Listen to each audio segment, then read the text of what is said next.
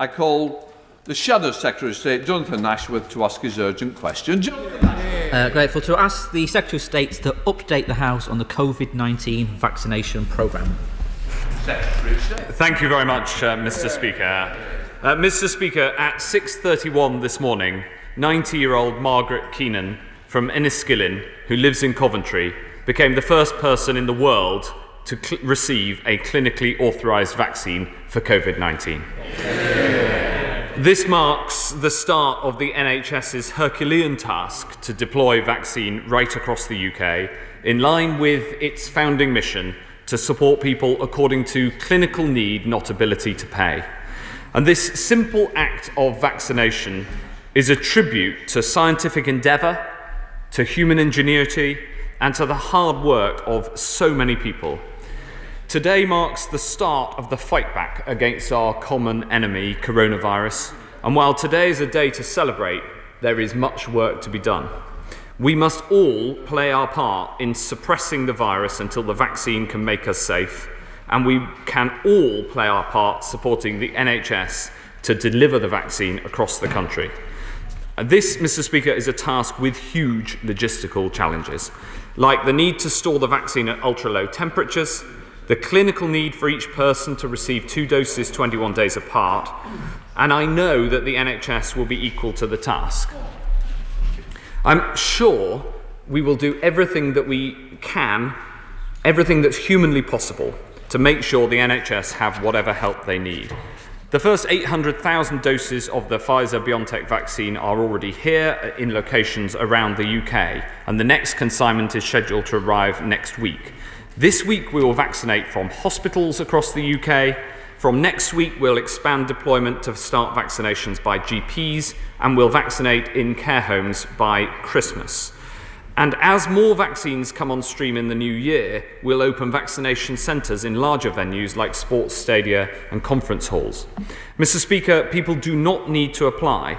The NHS will get in touch at the appropriate time. And when that time's come, we have one clear request. Please step forward for your country. I want to thank all those involved, the international team of scientists, the globally respected regulator, the MHRA, Public Health England, the Vaccines Task Force, and all the volunteers who took part in the trial, and all those who have come forward for vaccinations so far, and all those who will do so in the future. Months of trials involving thousands of people have shown that this vaccine works and is safe, and by coming forward, you're taking the best possible step to protect yourself, your loved ones, and protect the NHS. Mr. Speaker, help is on its way, and the end is in sight, not just of this terrible pandemic, but of the onerous restrictions that have made this year so hard for so many. But even while we can now see the route out, there's still a long march ahead. Let's not blow it now. There are worrying signs of the virus growing in some parts of the country, including parts of Essex, London and Kent. And over the coming weeks and months, we must all keep following the rules to keep people safe and make sure we can get through this safely together. The pictures today of 90-year-old Margaret Keenan receiving her vaccine, given by May Parsons, a nurse originally from the Philippines, is a wonderful moment, bringing home to all of us that there is now light at the end of this very long tunnel, and we are all beaming with pride for our NHS today. Can I put on record my thanks to all our NHS staff working so hard today, tomorrow and in the coming weeks and months in administering these jabs, and can I again pay tribute to all our medical scientists, clinical researchers, regulators, trial participants who have made today happen. We should applaud them on our doorsteps. Can I put to the Secretary of State a number of specific questions? Can I ask him about those areas not with a designated hospital hub yet? My city, Leicester, has effectively never really left lockdown, impacting hugely on the well-being of our people and the economic prospects of our city. We're a diverse city. We have a high proportion of Black, Asian and minority ethnic communities who we know who are more at risk from the virus. My constituents, the Leicester University, the Leicester leadership were all deeply disappointed not to see Leicester on the hospital hub list. I've been lobbying the NHS about this in the last 48 hours, and people in Leicester will get vaccinated. But can he confirm when areas like Leicester and other areas will currently without a hospital hub will get one? And when will local primary care network hubs be announced? And when will the mass vaccination centres locations be announced? Can he also assure us that all vaccination centres and communications will be accessible for those with disabilities and their staff will be appropriately trained? And on the point about care homes, and I'm grateful for the update he's given us when he mentioned Christmas, is it his anticipation that all care homes will have access to the vaccine by Christmas? Of course, we have to vaccinate NHS staff. That is really, really important. Can he confirm that that also includes student nurses, medical students, physiotherapy students, and so on? And what plans are in place to ensure harder to reach groups like the homeless, for example, have access to the vaccine? He's also presumably seen the reports today in the Health Service Journal that £567 million of requested funding for COVID projects were turned down.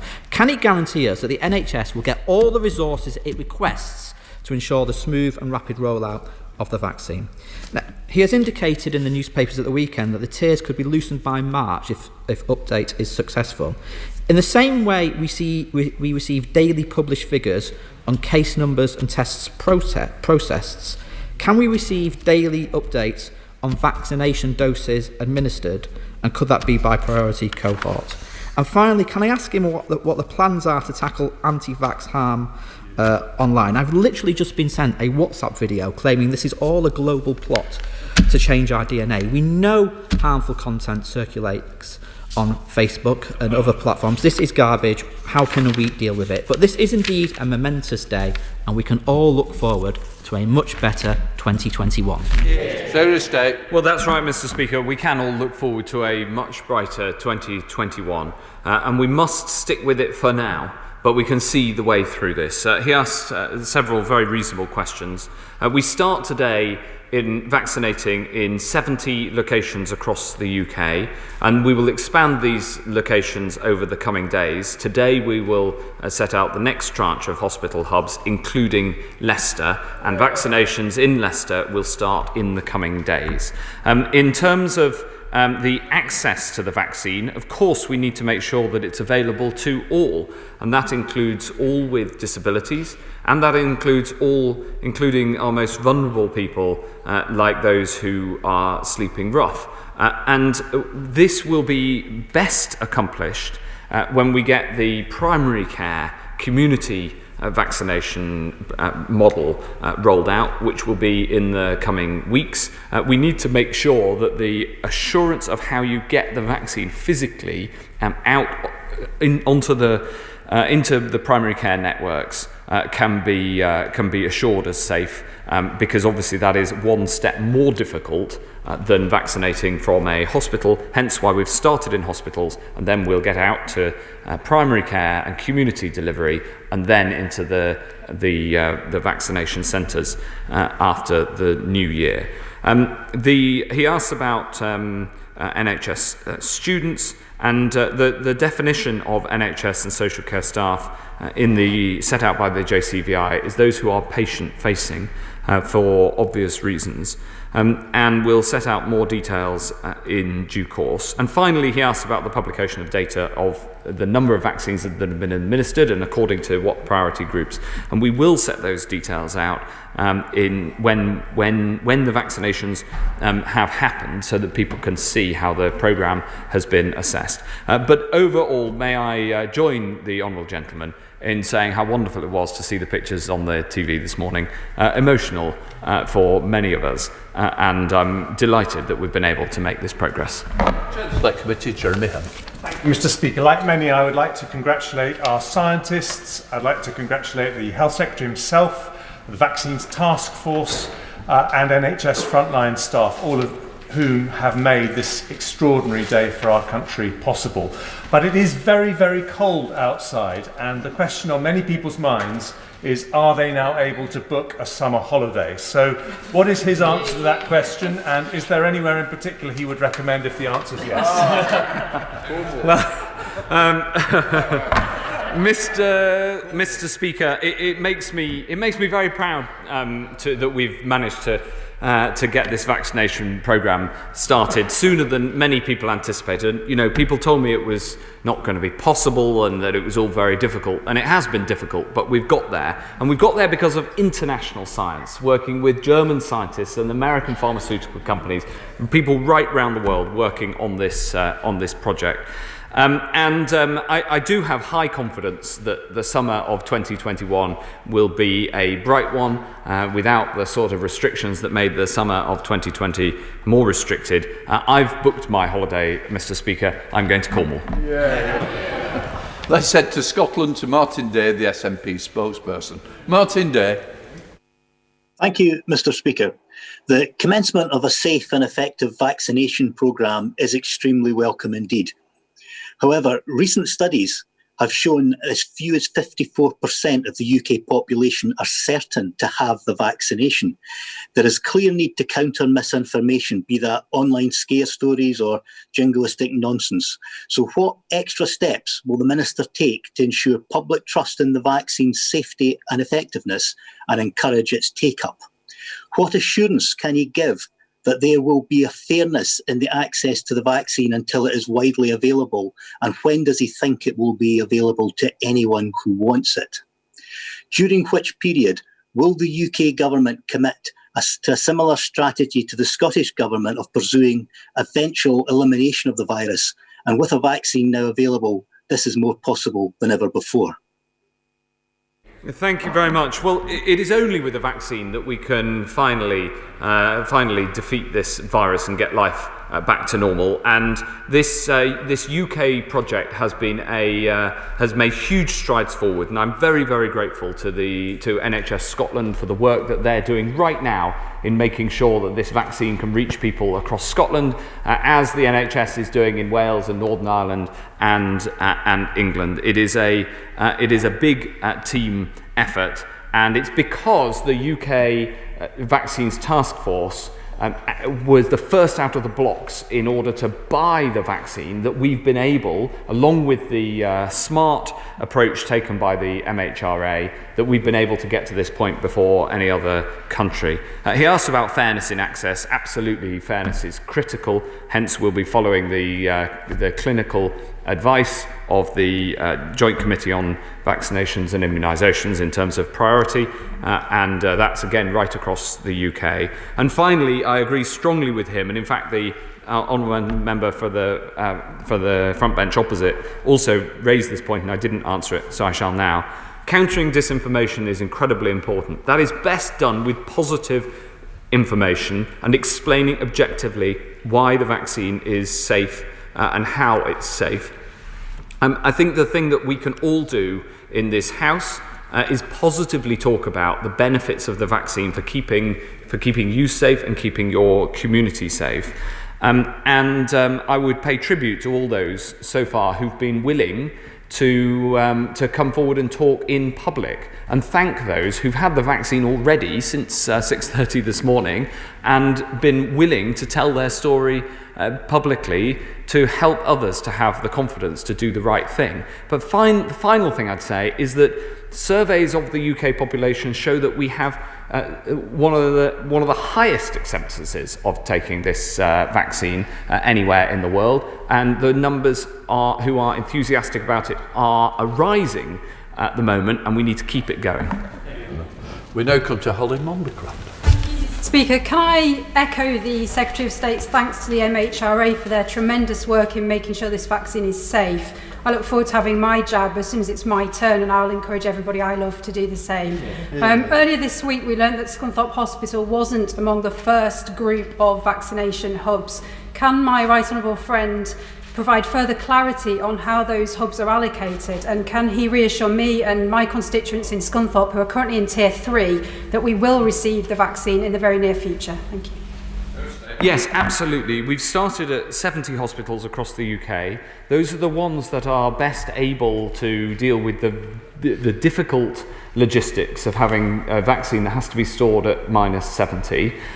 But I understand the desire for every hospital to get on that list, and we'll be publishing a further list later today. My own local hospital, the West Suffolk, also isn't yet administering vaccines. But then the other critical part of this is getting to the primary care networks, the community rollout, which will get us to many, many, many more sites where people are able to access the vaccine, so that across Scunthorpe and across the whole of the UK, everybody's able to access this vaccine as fairly and safely as possible. Yeah.